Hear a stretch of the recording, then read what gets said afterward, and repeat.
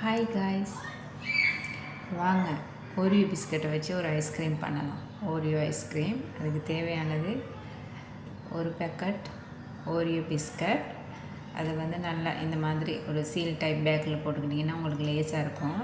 போட்டு நல்லா பேக் பண்ணிக்கணும். இந்த மாதிரி உடைச்சி ஒரு கொஞ்சம் குட்டி குட்டியாக இருக்கணும், உடைச்சிக்கணும். அதுக்கு தேவையானது condensed milk, yogurt and whipping cream. ஃபஸ்ட்டுக்கு whipping க்ரீமில் 300 ml ஆட் பண்ணிக்கோங்க. நோ சுகர், ஓகேவா? செம்ம டேஸ்ட்டாக இருக்கும், நீங்கள் ட்ரை பண்ணணும். whipped cream 300 ml, அதோட யோகர்ட் அரை கப் யோகர்ட் ஆட் பண்ணிக்கணும்.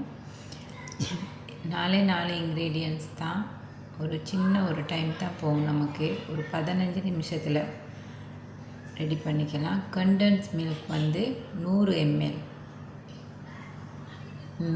ml கண்டென்ஸ் மில்க் பண்ணிக்கோங்க. ஆட் பண்ணிவிட்டு பீட் பண்ணிக்கணும். நல்ல ஒரு க்ரீமியாக வர்ற அளவுக்கு நம்ம பீட் பண்ணிக்கணும். நமக்கு தெரியும், நம்ம கைக்கு அது ஒரு ஸ்டேஜுக்கு வந்துடும், க்ரீமியாக ஸோ அதுக்கு பிற்பாடு நல்ல டேஸ்ட்டாக இருக்கும். அப்புறம் நம்ம ஆட் பண்ணிக்கணும், நம்ம உடச்சி வச்சுருக்க ஓரியோ பிஸ்கட்டை ஆட் பண்ணி திரும்ப ஒருக்கா பீட் பண்ணிக்கணும். ஒரு 3 செகண்ட் பீட் பண்ணிக்கிட்டோம்னா போதும், அது ஒரு க்ரீமியாக வந்துடும். அதுக்கு பிற்பாடு 1 டே ஃப்ரீஸ் பண்ணால் நல்ல சுவையான ஐஸ்கிரீம், ஓரியோ ஐஸ்கிரீம் ரெடி ஆகிடும்.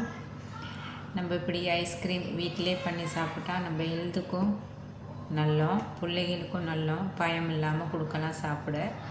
கடைகளில் வாங்குறதை விட நல்ல ஹெல்த்தியாகவும் இருக்கும். ஸோ நீங்களும் கட்டாயம் ட்ரை பண்ணுங்கள்.